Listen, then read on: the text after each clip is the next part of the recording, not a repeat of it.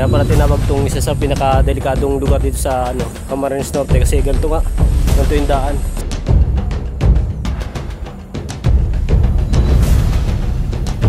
Dito yung sinasabi nila na napakadami ng nalaglag dito sa part nito.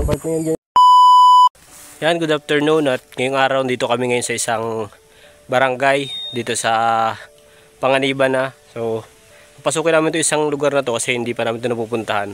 Medyo sulok tapos yung kalsada niya ganyan, simula't simula pagpasok namin dito. Halos 15 minutes yata kami nagbabiyahe na puro ganito yung kalsada. Yan. Mas malala pa yung iba kasi puro putik, nabasa pa ng ulan kahapon kaya medyo nahihirapan kami, hindi kami pwede magpatakbo ng mabilis. At yun nga, yung motor natin. So humikit yung kadena, gawa nung sobrang alog niya, gawa nung lubak. Nagalaw yung sa niya, naluagan siguro. Kaya inayos ko pa yan. Yung mga tools natin, kidalas ko pa. Buti lang may tools tayong dala para naayos. At kumakalantog na siya kanina, gawa nga nung sobrang hikit na yung kadena. Siguro kakalubak na aatras yung gulong. Kaya nanahan ko na muna. Maluwag yung pagkakabit ng yan. Okay naman na siya. Medyo gumagalaw na. Kasi pag sobrang hikit baka maputulan naman tayo ng kadena. Lalo tayong mahirapan. Yan. Lagyan mo natin itong mga tools na natin. Buti lagi ako may dalang tools. Kahit may pangkalas lang, okay na. May kaputer rin tayong dala. In case na umulan.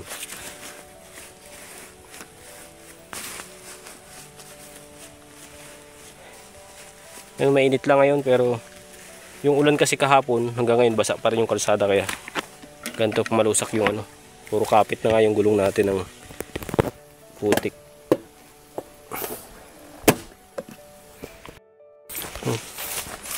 Ito yung gulong natin kapit na yung putik. May laman na sa loob kaya nahihirapan ng umusad yung Tapos medyo malayo-layo pa ito. Nakakalahatian pa lang kami. Wala pa sa kalahatian yung barangay na pupuntahan namin. At yun, punta na kami para makalabas sa ito ng maaga. Yan, dito na kami ngayon sa isang sitio dito sa Ulipanan.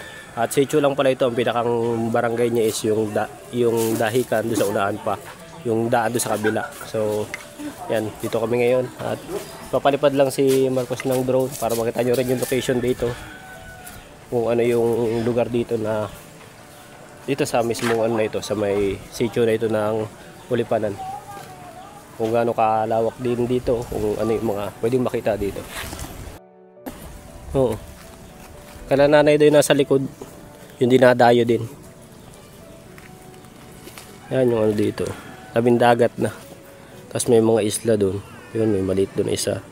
White sand. Tapos dito. Pati doon mga white sand din.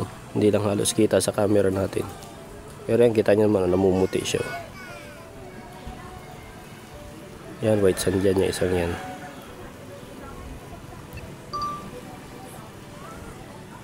Yan, mga pangisda yata ang dito. Ang hanap buhay dito. Tsaka yung seaweeds. Ang alam kong hanap buhay dito. Kasi dati na ako nakakarating dito pag si Papa ay may meeting, ako yung nasama dun sa sinasamahan niyang nagmumotor. Presko din dito. Presko din. Dito kami ngayon sa barangay na ito yung tahanan nung nilalapit dito. Tapos dito daw may nakatirang matanda na senior citizen, 59 yata ang edad, nagsusulo sa buhay. Kala ko nga, tinatanong ko may mga taga rito kung may nakatira dito kasi. Tingnan nyo naman. Grabe May matanda pa daw natutulog dito, solo-solo lang. Di ko alam kung nasaan siya. Grabe yung bahay niya. Ito, open na ito. Pakita natin kay Marcos para siya nga, ito yung pinaglutuan. Akala ko lagay lang niya ito ng gamit, tapos dito yung bahay niya. Kaso iba daw yung nakatira dito. Tapos dito yung matanda ni Susolo. Grabe. Yan yung mga gamit. Saan siya natulog? Dito lang. Sa part na to. Grabe man. Andun pa yung kaldero niya Na makita to ni Marcos, tuturo natin mamaya. Nag-i-scout din naman kami dito ng pwedeng matulungan.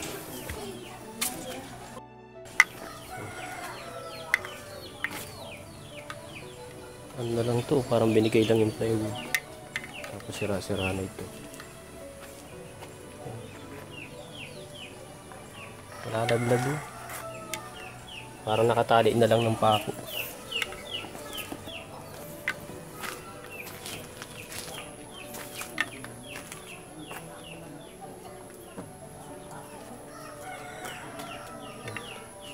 Pakita natin kay Marcos at nandun siya, mini-interview siya dun. Kasi may nilalapit dun na isang mag-asawa din dito na bata pa. Tapos yung tatay nila nabulag sa trabaho. Para kay tatay ano. So yan, punta natin si Marcos. Yan, dito pa rin kami at nagtatanong-tanong kami dito ng mga pwedeng matulungan dito sa sitio na to. At yung may mga ilan na kaming napuntahan. Yan namin yung mga kwento ng buhay nila kung ano yung mga pwedeng maitulong sa kanila. So, survey muna natin ano, kasi mahirap naman yung papasukin muna natin. Kailangan alam din natin yung background nila. Mahirap yung pasok tayo ng pasok ng basta tutulungan. Kaya nga natin ini-scout para sa ganun sigurado tayo na deserving yung mga pupuntahan natin. Nandiyan na si Marcos, may ni-interview. At tatagpuan namin dito yung anak ni Tatay Erving, yung isang anak niya na dito pala nakatira. Yun na interview niya. Abangan nyo sa vlog ni Commander at i-upload yun kasi may pinag-vlog namin si Commander dito dun sa anak ni Tatay Erving na isa na taga rito. So yun, abangan nyo na doon, i-upload yun ni Commander. Yan, papalabas na kami dito sa barangay na ito at nakapag-scout naman na tayo. May mga ilan tayong na-interview. Tapos yun, nagmerenda na rin kami dito ng ano, mga tuhog-tuhog, kwek-kwek, mga hotdog, ganyan, kikiam. Nagmerenda muna kami ni Marcos kasi yun, tanghalian din namin. Yun yung pinakatanghalian namin. Hindi pala merenda, tanghalian pa lang pala. Hapon na, pero yung palang yung nakakain namin ng tanghalian. Kaya gusto man na, busog naman na. At hindi silang si Marcos. Ay binibili lang sa'yo. Sabi kami tubig. Para ready naman tayo. Gusto ko ipakita yung dinadaanan namin na talagang grabe yung daan. Kaya lang, hindi tayo makapag-video kasi nga sobrang lubak. Delikado na. Hawakan pa natin itong cellphone para mag-video. Siguro gagawin ko na lang. Mag-i-stop tayo dun sa pwedeng matigilan doon. Pakita ko sa inyo yung kalsada yung dinadaanan namin. Yan. So yan. Kita-kisa lang doon sa ano, sa kalsada sa taas. Try kong pakita sa inyo yung dinadaanan namin.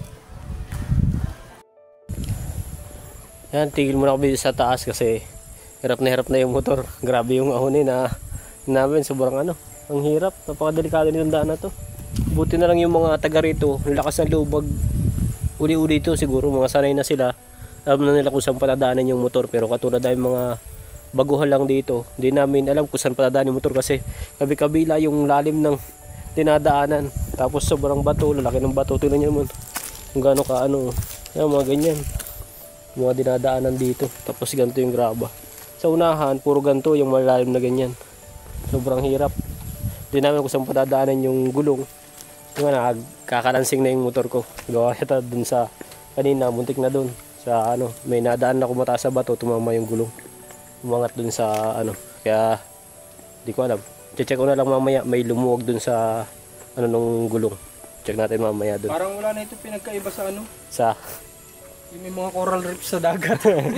yung parang ng ano, gasangan kung tawagin. Sana naman ito yung matuunan ng pansin ito ng gobyerno. Kawawa kasi yung mga tao dito. Wala silang choice dito kundi magbangka na lang siguro imbis na nadadaanan ito. Pero ang dami rin mga nakamotor dun eh. Kaso nga lang, yung motor mo dito, for sure, hindi yung bagay, yung itatagal dapat ng mga parts mo ng ganung taon. Hindi natatagal kasi nga grabe yung kalsada oh. Sobrang yung motor ko nakangalansing na. First time nangyari yan kasi ngayon lang kami nakaano. Sobrang haba nitong binabiyahe namin. Halos kalating oras na ganito yung dadaanan mo. Ganito ka lubak. Grabe, sobrang delikado.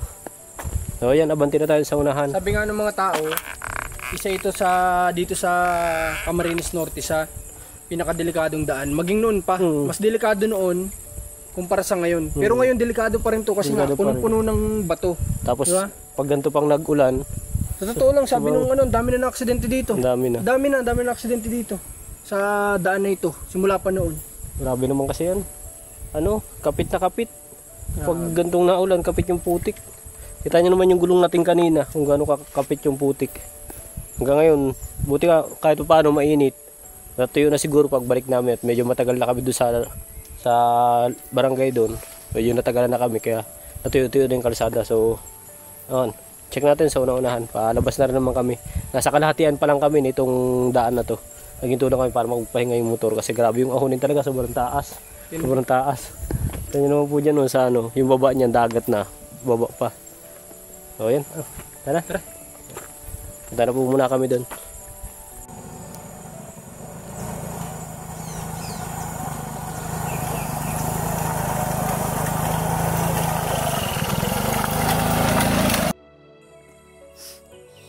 Yan. Kaya pala tinawag tong isa sa pinakadelikadong lugar dito sa ano, Camarines Norte kasi ganito yung daan. Sobrang ano, grabe yung dinadaan namin. Sobrang laki ng bato. Sobrang lubak. Tingnan nyo naman, oh. Kita nyo naman sa video natin. Dito yung sinasabi nila na napakadami ng nalaglag. Dito sa part na ito. Sa part na yan, ito, pababa na yan. Yung part na yan, ang sinasabing marami ng na-aksidente. Meron pang ilan na talagang sinugod sa ospital dahil dito sa daan na ito. Kaya pala tinawag na pinakadelikado ito. Saka hindi dito makapasok kung ano, Kahit ano, mga emergency. emergency, hindi dito basta-basta makakapasok. Kaya kung may ma-aksidente man dito, it's either makikipagsapalaran ulit na ilabas doon ng motorsiklo. Yun lang ang isa pang pwedeng ano dito. Kaya nga ano, kung may makaka-rescue agad kasi kung may makaka-rescue agad. walang bahay dito. Walang bahay Bihirang dito. dumadaan kasi nga delikado. Tapos walang bahay dito, doon na talagang pinakang-bahay. Pinakababa na. Kaya yung malakas ang loob dito na magmumotorsiklo, kapag may mangyari man, wag naman sana, pahirapan sa magre-rescue. Tara. Grabe, tara. Yan, magandang hapon at yun, kakauwi lang natin. Dungis pa tayo. Kakauwi lang natin, galing dun sa yung pinunta natin na lugar. Grabe yung mga nangyari sa amin ngayong hapon na ito. Yun nga, nakita nyo naman na ano si Marcos na slay dun sa lugar na yan. Grabe yung daan, talaga sobrang hirap.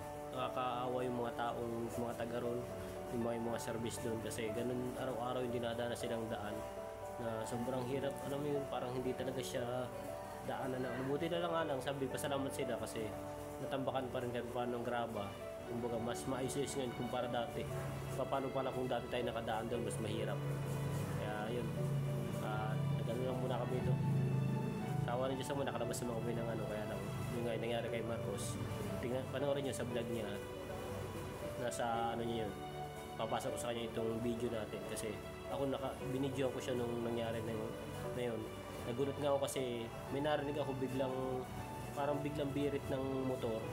Tapos pagtingin ko sa unahan, si Marcos na pala nakatumba na yung motor, naipit yung paa niya. Tinakbo ko agad para maitayo, iniwanan ko na yung motor para mas madali kasi kung motor pa ako palapit sa kanya, hindi ako mapagmadali kasi nga malubak yung daan. Kaya nagtakbo na lang ako para doon sa kanya. Tingnan nyo sa vlog niya at ando naman yun sa ano niya. At ako naman nag-video na. Yun, hanggang dito na lang muna yung vlog natin. Maraming salamat sa lahat ng sumusuporta sa channel natin. At yun, mag-ingat kayo palagi. God bless.